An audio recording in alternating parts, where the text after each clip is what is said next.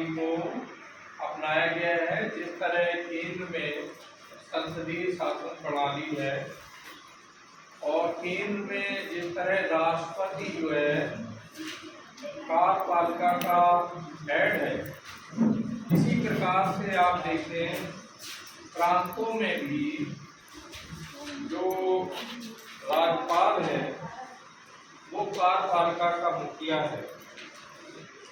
तो कुछ पॉइंट हम लोग नोट भी करेंगे, जैसे पॉइंट नोट करें कि राज्य की कार्यपालिका शक्ति राज्यपाल में निहित होती है ना। राज्य की कार्यपालिका शक्ति में निहित है, राज्य की कार्यपालिका शक्ति जो है वो राज्यपाल में निहित है।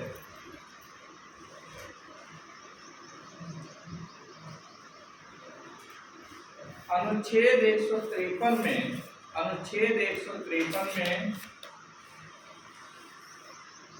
सन 1956 में किए गए संशोधन के अनुसार एक व्यक्ति दो या दो से अधिक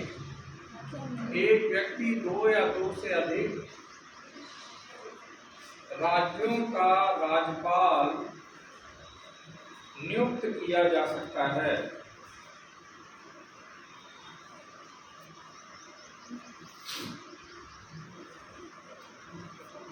अब प्रश्न ये उठता है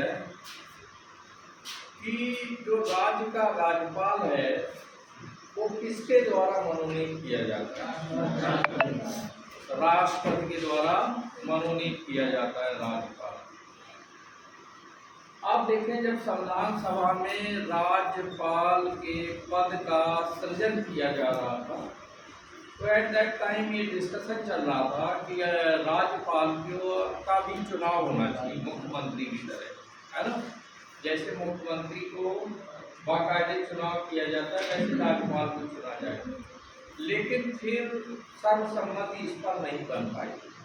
एक तो ये हुआ कि अगर दोनों चुन करके आएंगे राज्यपाल और मुख्यमंत्री, तो फिर दोनों में इस बात को लेकर टकराहट होगी, एक कंट्राडिक्शन खड़ा हो जाएगा कि राज्यपाल कहेगा भाई मुझे भी जनता ने चुना, तो ऐसी कंडीशन में वो अपने को वास्तविक मुखिया मानने लगेगा।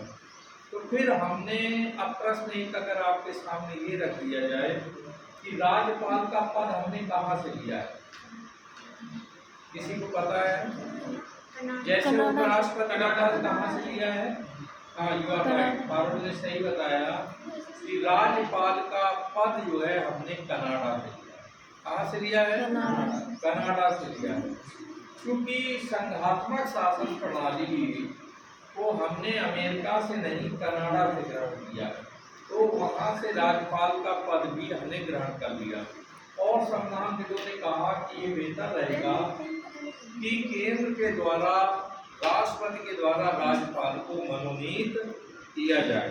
ठीक है, इसका कार्यकाल कितना होता है? 5 वर्ष। और इसके साथ साथ राष्ट्रपति के प्रसाद पर्यंत, यानी राष्ट्रपति की जब तक उस पर कृपा बनी रहेगी तब तक है। सामान्य कार्यकाल 5 वर्ष का है। अगर राज्यपाल केंद्र सरकार को नहीं लगता है, क्योंकि हम आप एक बात तो समझ लें कि राज्यपाल की 2 भूमिकाएं हैं। एक तरफ जहां वो राज्य का मुखिया है, कार्यपालिका का हेड है, संवैधानिक मुखिया है, वहीं साथ ही साथ आप देखें वो केंद्र सरकार का एजेंट भी है। क्या है? केंद्र सरकार का अभिकर्ता एजेंट है। तो ऐसे में केंद्र सरकार अपने उद्देश्यों के लिए राज्यपालों की नियुक्ति करती है ना। इसको इस साइड में आगे बढ़े। राज्यपाल के लिए अर्हताएं क्या हैं, योग्यताएं वही नोट करी जाए, समझ लो, इस पर चर्चा करेंगे। पहली योग्यता वही है जो राष्ट्रपति के लिए है कि 35 वर्ष की आयु पूरी कर चुका हो, नंबर 1। नंबर 2, भारत का नागरिक हो और 35 वर्ष की आयु पूरी कर चुका हो। तीसरा पॉइंट है कि लाभ का पद धारण न करता हो, यानी लाभ का पद धारित ना करता हो। लाभ के पद कौन से हैं? जैसे अगर वो बाय द वे सांसद सदस्य है, संसद का सदस्य है, या राज्य के विधानमंडल में खास करके वो विधायक वगैरह है, या किसी सरकारी पद पर है ना, और वहां से वो वेतन प्राप्त कर रहा है, तो जिस स्थिति से उसको शपथ दिला दी जाएगी। अब प्रश्न एक और आता है कि राज्यपाल को शपथ कौन दिलाता है? उच्च न्यायालय का मुख्य न्यायाधीश राज्यपाल को शपथ दिलाता है। ठीक है, उसे राज्य विधानमंडल का सदस्य नहीं होना चाहिए। ये बात अनुच्छेद 158 में लिखी हुई है। किस बात में लिखी? किस अनुच्छेद में है? अनुच्छेद 158 में इसका उल्लेख किया गया है कि उसे किसी राज्य के विधानमंडल का सदस्य नहीं होना चाहिए।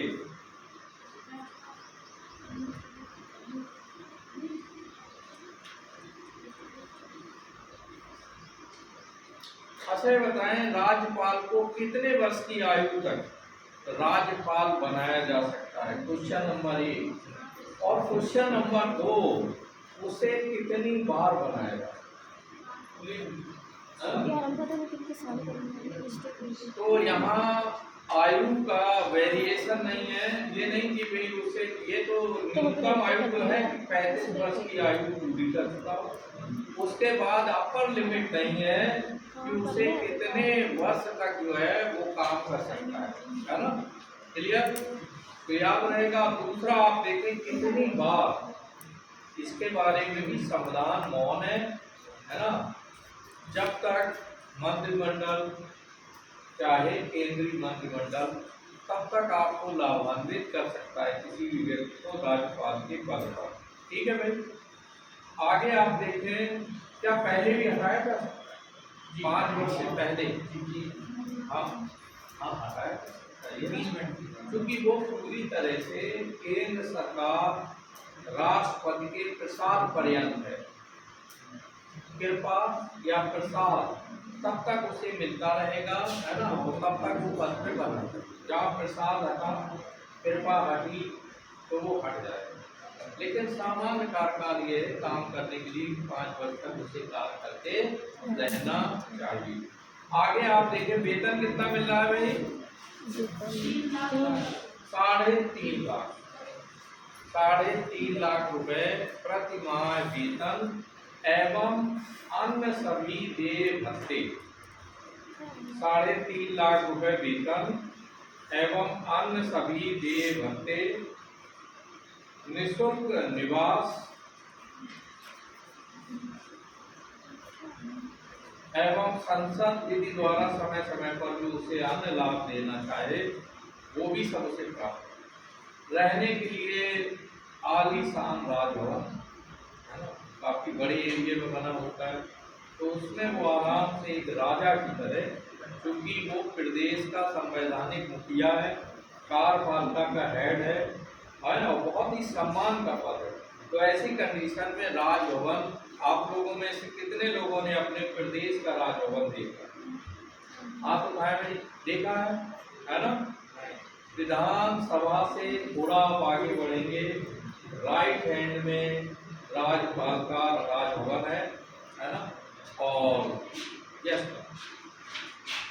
अब प्रश्न ये आता है कि राज्यपाल को शक्तियां कौन कौन सी प्राप्त? 1-2 आपसे कॉमन क्वेश्चन पूछे जाएंगे। बताएं, उत्तर प्रदेश की पहली राज्यपाल कौन थी? श्रीमती सरोजिनी नायडू। भारत कोकिला किसे कहते हैं? सरोजिनी नायडू। सरोजिनी नायडू को कहते हैं। सरोजिनी नायडू ने अपने राज्यपाल के पद के बारे में लिखा है कि राज्यपाल का हाल उसी तरह से है जैसे सोने के पिंजरे में बंद पक्षी। है ना, कि एक तो वो नॉमिनल हेड है, नाम मात्र का मुखिया है, कैसा है, हाँ, उसके पास वास्तविक शक्तियां नहीं है, सुविधाओं को देखते हुए वो बिल्कुल सोने के पिंजड़े में रहता है ना, लेकिन जहाँ तक कार्यों का सवाल है तो विशेष शक्तियां उसके पास नहीं है। आगे आप लिखते हैं राज्यपाल की शक्तियां, powers and functions of the governor, राज्यपाल की शक्तियां,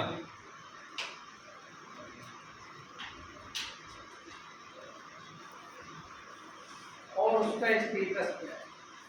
राज्यपाल की स्थिति लगभग उसी प्रकार से है जैसे केंद्र में राष्ट्रपति। अगर राष्ट्रपति से उसकी तुलना की जाए शक्तियों से तो क्या कम हो जाता, एक तो सैन्य शक्तियां नहीं रहेगी, राष्ट्रपति के पास सैन्य शक्तियां, लेकिन राज्यपाल के पास सैन्य शक्तियां नहीं है।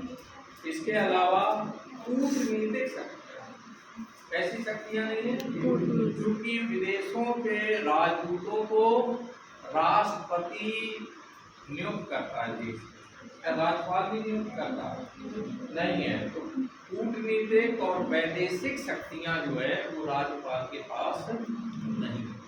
चले आगे हम लोग नोट करते हैं। पहला है कार्यपालिकी, एग्जीक्यूटिव पावर्स क्या है। इसमें जैसा हमने आपको पीछे बताया था कि इसकी कार्यपालिकी शक्तियां या राष्ट्रपति की कार्यपालिकी शक्तियां, इन शक्तियों के तहत कितने लोगों को याद है कि हमें एक चीज याद रखनी चाहिए, तो हम कार्यपालिकी शक्तियों पर पूरा पेज ले सकते हैं। क्या याद है? हाँ, शाबाश। यानी नियुक्ति संबंधी शक्तियां हैं कि वो किन किन पदाधिकारियों की नियुक्ति करता है।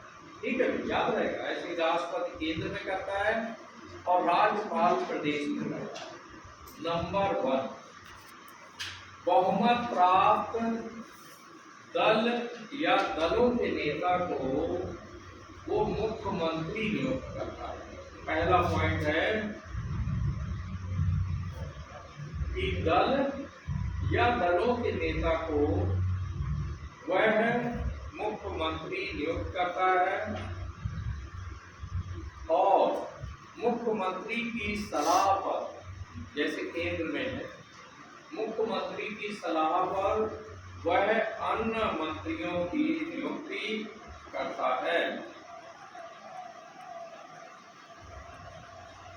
नेक्स्ट हम आप लोग पॉइंट नोट करें कि वह महाअधिवक्ता की नियुक्ति करता है। महाअधिवक्ता, एडवोकेट जनरल की नियुक्ति करता है। इसी तरह केंद्र में कौन सा पद है?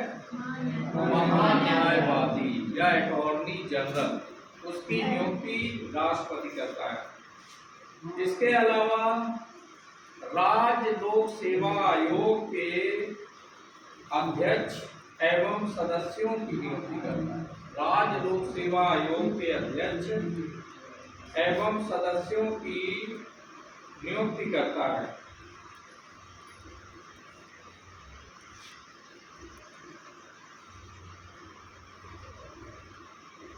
लेकिन एक बात याद रखना, अंदर की बात है ये कि वो नियुक्ति तो करता है लोक सेवा आयोग के अध्यक्ष और सदस्यों की, लेकिन वो हटा नहीं सकता। लोक सेवा आयोग के अध्यक्ष और सदस्यों को हटाने का अधिकार राष्ट्रपति के पास है। इसके बाद है, हाँ, अगर न्यायपालिका में अगर कोई महाभियोग उस तरह से जा रहा है तो ऐसी कंडीशन में उसे हटाने का अधिकार राष्ट्रपति के पास है। इसके पास हाँ।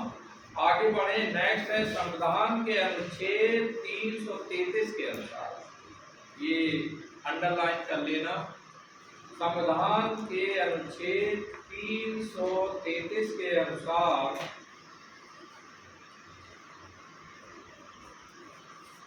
पूर्व में राज्यपाल को राष्ट्रपति के समान ही पूर्व में राज्यपाल को राष्ट्रपति के समान ही अपने राज्य की विधानसभा में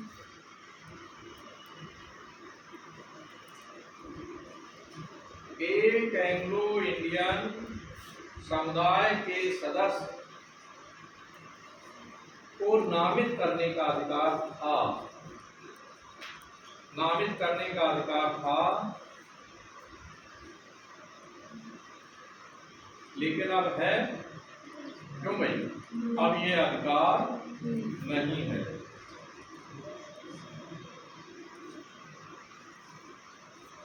नेक्स्ट पॉइंट देखें, जिन राज्यों में विधान परिषद अस्तित्व में है, जिन राज्यों में विधान परिषद अस्तित्व में है,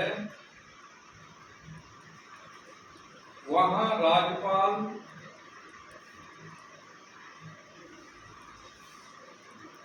राष्ट्रपति की भांति साहित्य, विज्ञान, कला, सहकारी आंदोलन, साहित्य, विज्ञान, कला, सहकारी आंदोलन और समाज सेवा में ख्याति प्राप्त व्यक्तियों को मनोनीत करता है। समाज सेवा में ख्याति प्राप्त व्यक्तियों को मनोनीत करता है।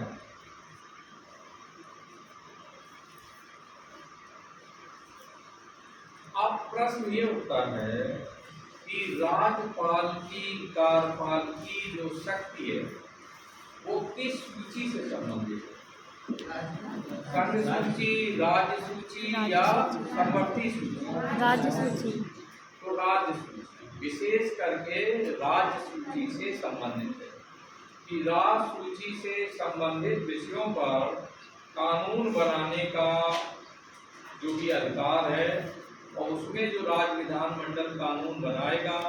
चूंकि राज्यपाल जहाँ एक तरफ कार्यपालिका का मुखिया है, वहीं साथ ही साथ वो विधानमंडल का अंग है ना? Is one of the part of legislature, कि वो लेजिस्लेचर का भी हिस्सा है। तो ऐसी कंडीशन में आप देखें कि राज्य सूची में जो भी कानून बनेगा उसमें बाकायदे राज्यपाल के हस्ताक्षर के बिना वो कानून नहीं बनेगा, न लागू होगा। आगे हम आप देखें समवर्ती सूची में क्या है स्थिति। समवर्ती सूची में भी राज्य विधानमंडल कानून बना सकता है, लेकिन वही है कि केंद्र से अगर विवाद की स्थिति आती है तो फिर राज्य विधानमंडल या राज्यपाल उसमें वापस बैक हो जाएगा। नेक्स्ट आप देखें फिर विधायी शक्तियां, ये कार्यपाल की शक्तियां हो गई। अब नेक्स्ट है लेजिस्लेटिव पावर्स क्या है, विधायी शक्तियां क्या है राज्यपाल की।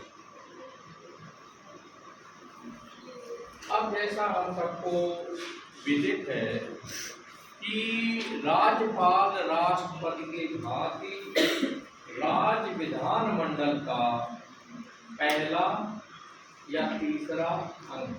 अगर मान लो विधान परिषद, विधानसभा और राज्यपाल है ना, तो राज्यपाल और विधानसभा तो अनिवार्य है, ये दो तो होंगे ही राज्य विधानमंडल में। लेकिन कुछ राज्यों में विधान परिषद भी है। कितने राज्यों में है? 6 राज्यों में विधान परिषद जो है वो अस्तित्व में है। तो आप देखें विधायी शक्तियों में हमें क्या याद रखना है, जैसे केंद्र में राष्ट्रपति विधायन में या कानून निर्माण में भाग लेता है, उसी प्रकार से प्रदेश में कोई भी कानून राज्यपाल के हस्ताक्षर के बिना नहीं बनेगा। ठीक है, तो आप देखें कोई भी विधेयक हो, साधारण विधेयक हो, धन विधेयक हो, उस पर राज्यपाल के हस्ताक्षर होना जरूरी है। ठीक है भाई, तो इसे नोट कर लें। राज्यपाल विधायी शक्तियों के अंतर्गत, राज्यपाल विधायी शक्तियों के अंतर्गत नंबर 1, विधानमंडल का अधिवेशन बुलाता है। विधानमंडल का अधिवेशन बुलाता है, स्थगित करता है। अधिवेशन बुलाता है, स्थगित करता है और भंग भी कर सकता है। और भंग भी करता है। कब भंग करेगा? यदि राज्यपाल ये देखेगा कि राज्य का विधानमंडल विधि सम्मत अकॉर्डिंग टू कॉन्स्टिट्यूशन संविधान सम्मत ढंग से काम नहीं कर रहा है, तो ऐसी कंडीशन में वो विधानसभा को ठीक है। आगे देखते हैं नेक्स्ट। निर्वाचन के बाद विधानमंडल की प्रथम बैठक में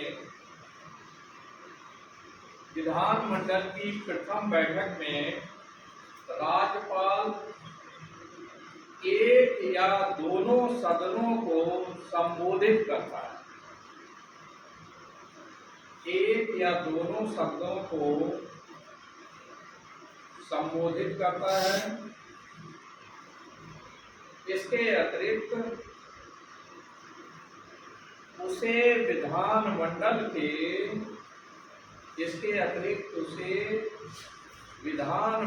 के एक या दोनों सदनों को कोई भी संदेश भेजने की शक्ति प्राप्त है। विधानमंडल के एक या दोनों सदनों को कोई भी संदेश भेजने की शक्ति प्राप्त है।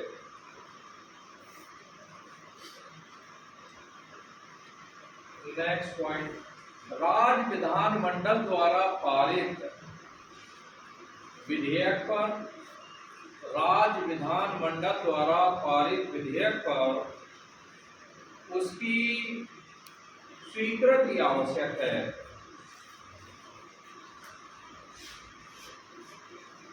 अच्छा, वो अस्वीकृत कर सकता है? हाँ, यस। वो राज्य विधानमंडल द्वारा अगर कोई विधेयक भेजा जा रहा है तो उसे अस्वीकृत कर सकता है, पुनर्विचार के लिए उसे वापस भेज सकता है ना। और अगर पुनर्विचार किए बगैर दोबारा विधानमंडल उसे भेज देता है एज इट इज, तो क्या होगा? फिर वो साइन करने के लिए बात होगा। धन विधेयक पर क्या स्थिति है? एक पॉइंट और महत्वपूर्ण है, उसे लिख लो।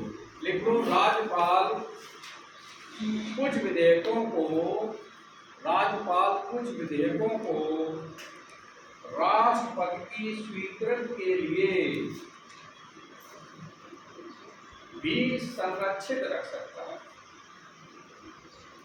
कुछ विधेयकों को राष्ट्रपति की स्वीकृति के लिए भी संरक्षित रख सकता है।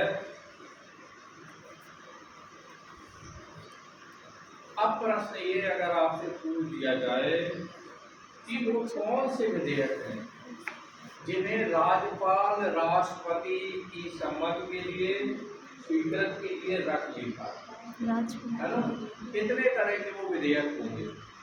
तो लिखें, फर्स्ट पॉइंट लिखें कि वो वे विधेयक जो संपत्ति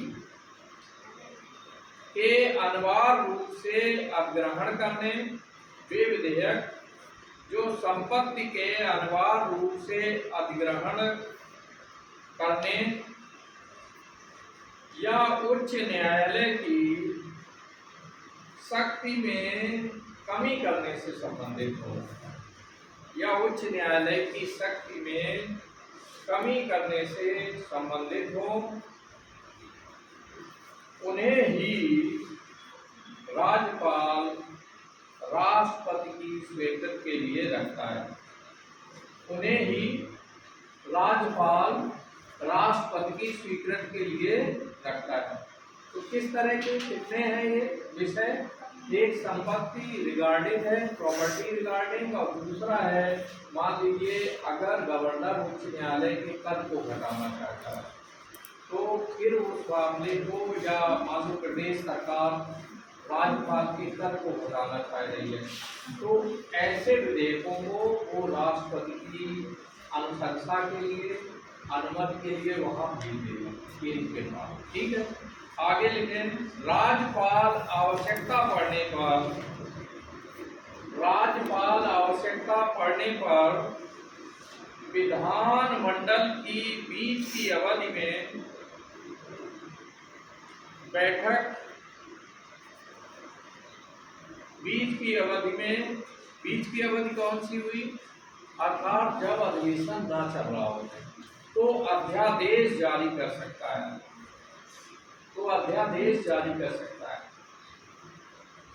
अब कितने लोगों को याद है कि केंद्र में जो राष्ट्रपति अध्यादेश जारी करता है किस अनुच्छेद में है? 123, और इसका 213 में, यानी संख्याएं वही हैं, 123 और उधर 213, ये लिख दो अनुच्छेद, ये बात 213 है जिसके तहत जो है वो अध्यादेश जारी करता है। क्या उत्तर प्रदेश में कोई अध्यादेश जारी हुआ जो बहुत विख्यात हुआ? कल्याण सिंह की गवर्नमेंट थी और उस समय नकल अध्यादेश जारी हुआ, और अध्यादेश जैसा हम सबको विदित है, ये राज्य की कार्यपालिका द्वारा जब चोर दरवाजा अपनाना हो और उससे ये लगे कि राज्य विधानमंडल में विरोध बहुत ज्यादा होगा, तो ऐसी स्थिति में वो बैग से आकर के जब विधानमंडल की मीटिंग ना चल रही हो तब वो राज्यपाल के द्वारा अध्यादेश जारी कराता है। कौन कराता है जारी? राज्यपाल स्वतः जारी करता है या जारी कराया जाता है? तो यहाँ याद रखना है, जैसा हमें मोटा मोटा ये बात पता है कि प्रदेश में संसदीय शासन प्रणाली विद्यमान है केंद्र की तरह, तो राष्ट्रपति या राज्यपाल अपनी तरफ से कोई भी काम नहीं करेगा जब तक मंत्रिमंडल उसको संकेत नहीं देगा।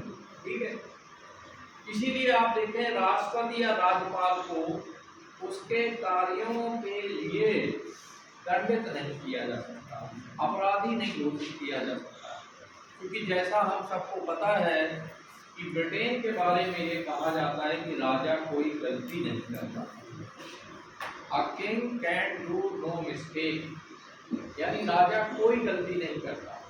क्यों नहीं करता है? क्योंकि राजा कोई काम नहीं करता।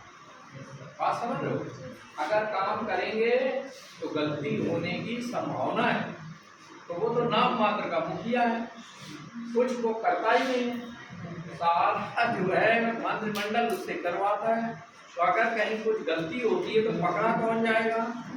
मंत्रिमंडल उसके लिए दोषी ठहराया जाएगा। आगे हम आप देखें वित्तीय शक्तियां, नेक्स्ट आप देखें। अच्छा ये बताओ अध्यादेश कितने समय तक क्रियाशील रहता है? 6 माह तक, है ना? और क्या इसकी शक्ति अन्य कानूनों के बराबर है, समान है? यस, समान ही है। जैसे कोई भी साधारण विधेयक अगर विधानमंडल उसे पारित कर रहा है तो जो शक्ति उसकी है वही अध्यादेश की शक्ति है ना? 6 माह के उपरांत उसे विधानमंडल द्वारा विधिवत पारित करा दिया जाता है। आगे वित्तीय शक्तियां आप नोट करें। राज्य विधानसभा में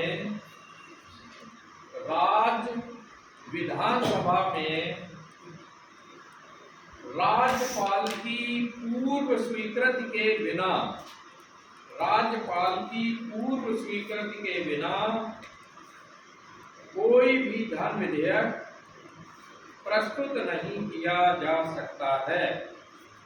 कोई भी धन विधेयक मनी बिल प्रस्तुत नहीं किया जा सकता है।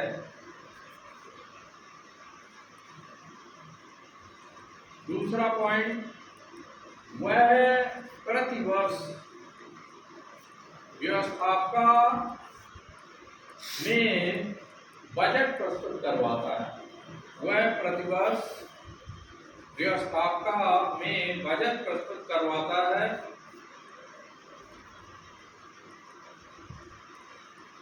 तीसरा पॉइंट, राज्यपाल की सिफारिश के बिना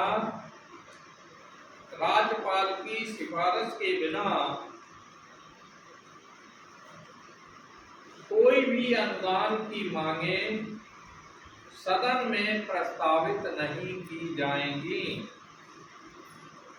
कोई भी अनुदान की मांगें सदन में प्रस्तुत नहीं की जाएंगी।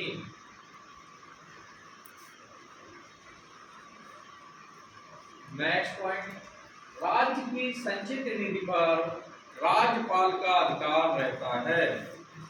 राज्य की संचित निधि पर राज्यपाल का अधिकार रहता है।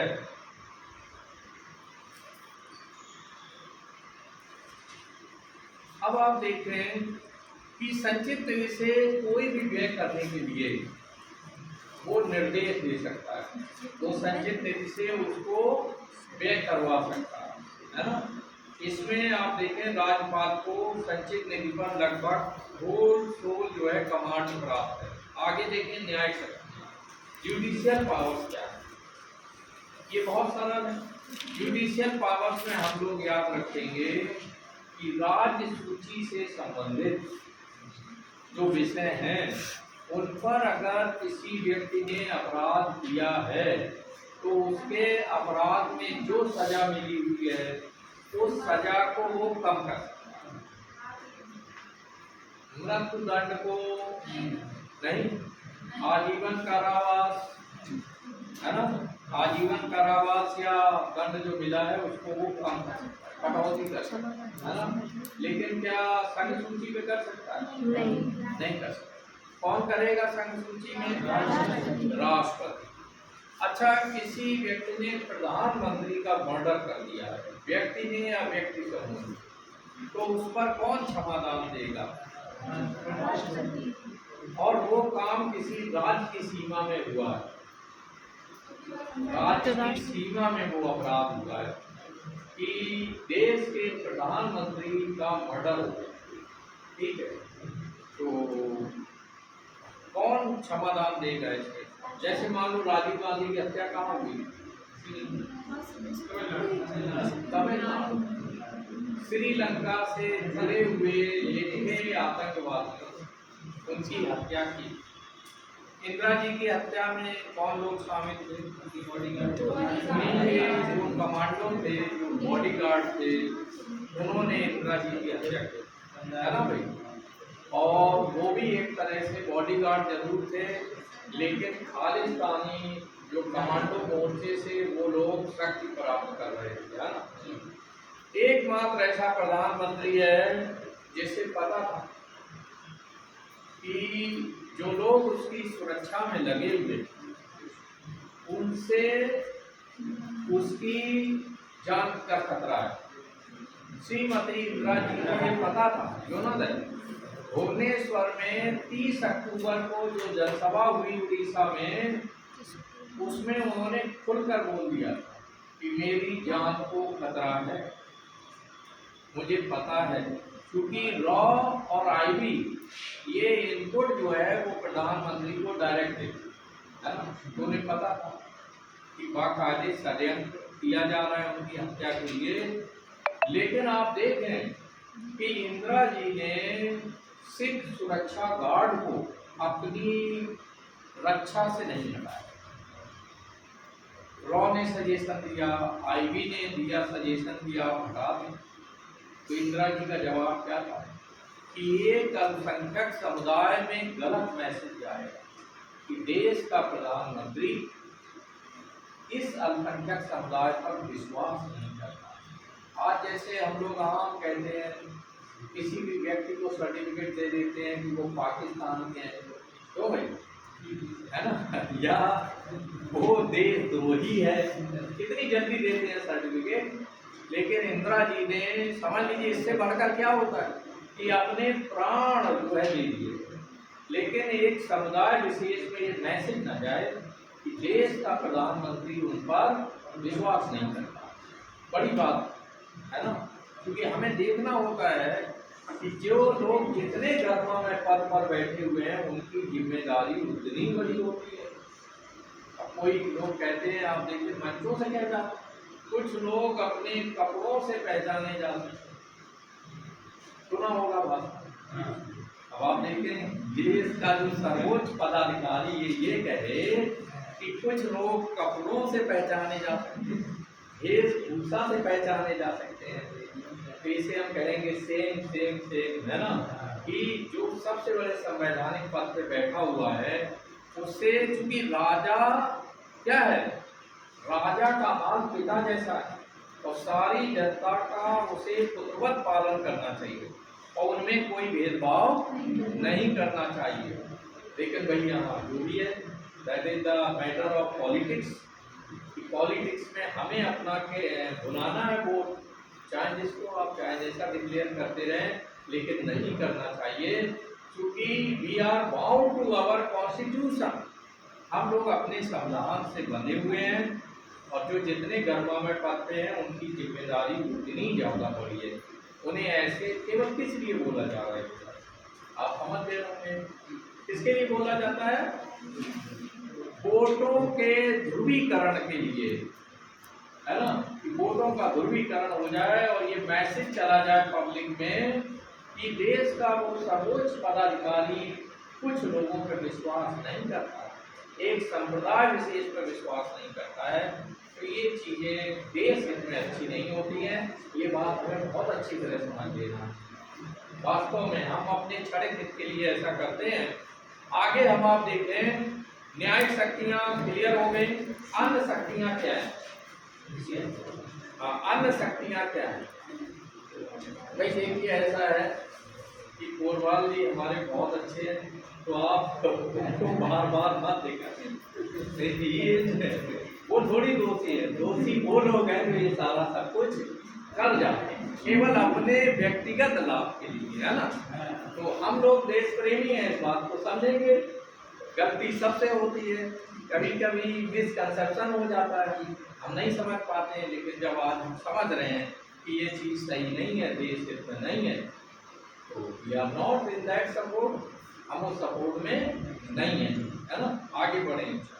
अन्य शक्तियां क्या है? देखो, अन्य शक्तियों में राज्यपाल,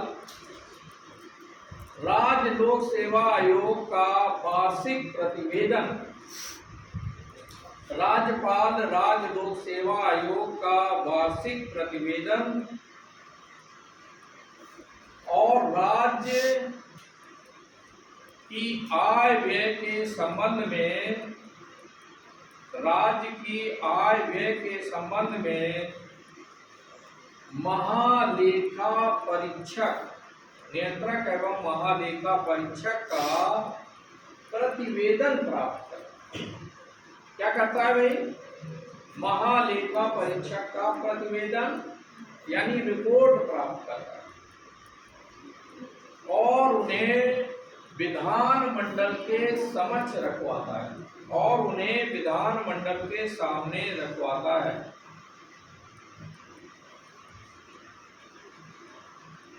दूसरा उसका बहुत ही महत्वपूर्ण काम है, वो क्या है कि यदि राज्यपाल को ये लगता है कि प्रदेश की शासन व्यवस्था संविधान सम्मत ढंग से काम नहीं कर रही है, तो वो राष्ट्रपति को लिखित सूचना भेज देता है कि प्रदेश की सरकार संविधान के उपबंधों के अनुसार नहीं चल रही है। तो ऐसी कंडीशन में फिर प्रदेश में आपातकाल की घोषणा हो जाती है। संविधान के उल्लंघन के आधार पर अनुच्छेद 356 के अंतर्गत प्रदेश में आपातकाल या इमरजेंसी लग जाती है। और फिर हम सबको पता है कि इमरजेंसी में सारी जो शक्तियां हैं वो राष्ट्रपति के पास में हो जाती हैं और राष्ट्रपति के प्रतिनिधि के रूप में राज्यपाल कार्यपालिका का हेड बना है। और इवन जो है विधायिका का तो हेड इसलिए नहीं कहेंगे क्योंकि विधायिका यहाँ सस्पेंशन मोड में है। तो राज्य के लिए जो भी विधायी काम होंगे वो केंद्रीय संसद द्वारा होंगे। कहाँ से होंगे? केंद्रीय विधानमंडल जो है वो कानून बनाएगा प्रदेश के लिए, और उन्हें लागू कौन करेगा? राज्यपाल। और जो प्रशासनिक मशीनरी है वो सारे कानूनों को लागू करवाएगी। ठीक है भाई, आगे आप देखें तो यहाँ हम लोगों ने देखा कि राज्यपाल की दोहरी भूमिकाएं। कौन कौन सी है दोहरी भूमिकाएं? नंबर 1 कि वो कार्यपालिका का हेड है, संवैधानिक मुखिया है कार्यपालिका का, विधानमंडल का भी वो अंग है। ठीक है, ये संविधान सम्मत है। और दूसरा संविधान में उसे दूसरा काम सौंपा है जो राष्ट्रपति के पास भी नहीं है, कि वो केंद्र सरकार के एजेंट के रूप में प्रदेश सरकार में, एजेंट किसे कहते हैं? जासूस। कैसे कहते हैं? तो खुफियागिरी करता है। अमूमन यहाँ आप देखते हैं कि देश की आजादी के बाद कई प्रदेशों की सरकारों को पलटने का काम राज्यपालों ने किया। राज्यपाल और किनको पलटा जाता, ये भी हम लोग समझ लें कि केंद्र सरकार में जिसकी सरकार है, जिस राजनीतिक दल की, और उसकी सरकार उस प्रदेश में नहीं होना। अगर किसी प्रदेश में उसकी नहीं है तो समझ लीजिए राज्यपाल एज ए एजेंट शक्ति हो जाती। हर छोटी छोटी बात पर लगता है जैसे विपक्ष का लीडर हो गया है ना, वो मीन में निकालेगा, कमियां निकालेगा और राष्ट्रपति को समय समय पर रिपोर्ट प्रेषित करता रहेगा। यानी राष्ट्रपति को सीधे नहीं जाती, अंदर से ही समझ लो सारी जो है गृह मंत्रालय को रिपोर्ट जाती है।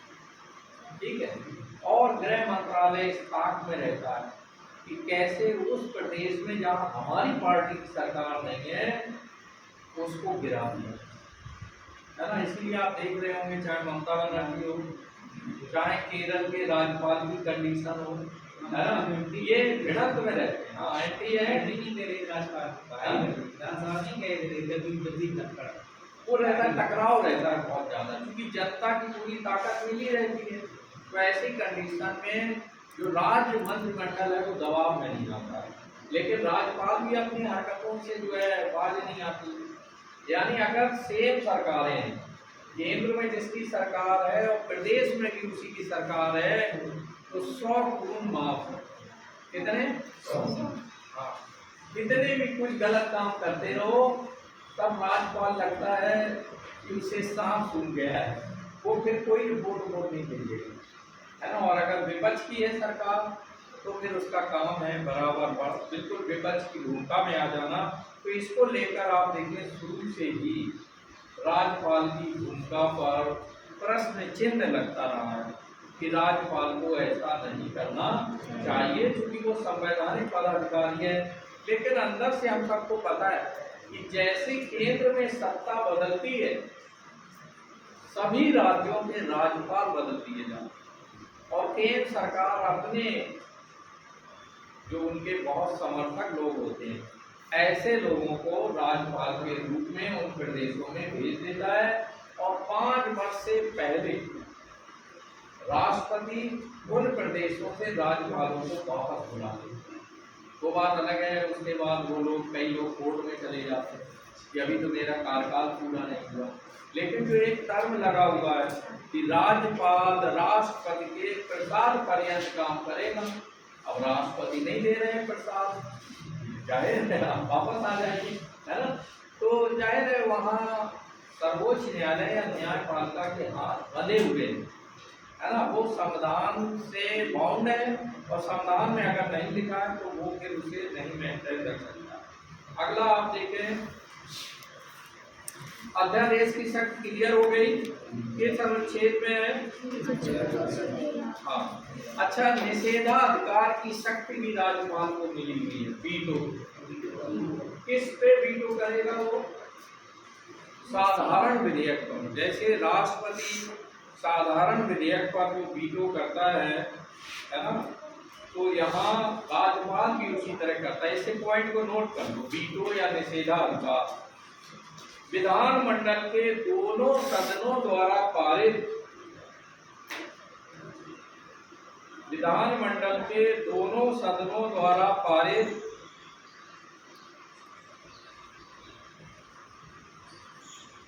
जब कोई विधेयक राज्यपाल के समक्ष प्रस्तुत किया जाता है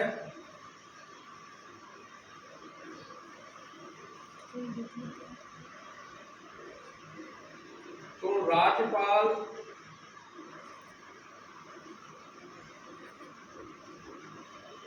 तीन प्रकार के निर्णय या तीन प्रकार की कार्रवाइयां वो उस विधेयक को लेकर कर सकता है।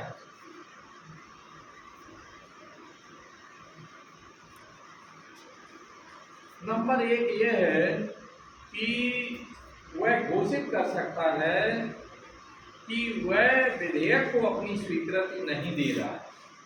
वह घोषित कर सकता है कि विधेयक को अपनी स्वीकृति नहीं दे रहा है।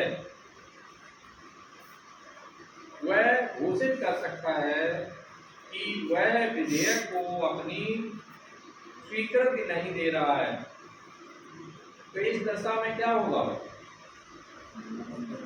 विधेयक नहीं पारित हो पाएगा, है ना? या वो पुनर्विचार के लिए वापस कर दे, पुनर्विचार फिर करे विधानमंडल, है ना? उसके बाद दोनों सदनों से या एक सदन से पारित होने के बाद फिर वो राज्यपाल के पास आएगा, तो राज्यपाल उस पर फिर साइन करेगा। सेकंड पॉइंट लिखो, धन विधेयक में से भिन्न, धन विधेयक से भिन्न किसी विधेयक की दशा में, धन विधेयक से भिन्न किसी विधेयक की दशा में वह संदेश के साथ विधेयक को सदन लौटा सकता है।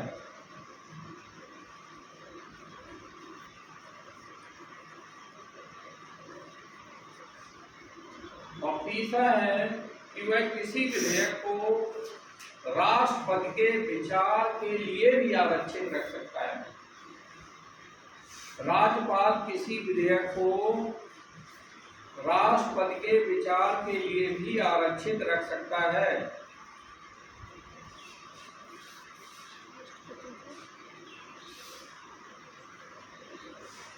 और आप देखें राज्यपाल की ये वीटो की जो भी ये शक्ति है स्वविवेक वाली, तो इसको लेकर के किसी न्यायालय में केस नहीं दायर किया जा सकता, है ना? ये उससे ऊपर की बात है।